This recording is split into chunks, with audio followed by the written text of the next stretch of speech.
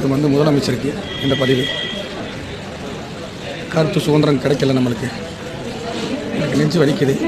இங்கெல்லாம் அடிச்சிட்டாங்க விடுதலை சிறுத்தை கட்சிக்காரங்க. நான் செத்துட்டேன்னா இந்த பதவி ஏன் கொடுக்குறேன்னா என்னால் முடியலை. சப்போஸ் நான் செத்துட்டேன்னா இதுக்கெல்லாம் காரணம் விடுதலை சிறுத்தை தலைவர் திருமாவளவன். ஏன்னா அம்பேத்கர் ஐயாவும் நானும் கும்பிட்ற வேண்டிய சட்டத்தை அவங்களே கையில் எடுத்துக்கிட்டாங்க. சட்டப்படி வந்து காவல்துறைக்கு சொல்லலையா, நேராக வந்து ஆயுதத்தை வச்சு அடிக்கிறாங்க. என்னால் பேச விட முடியல.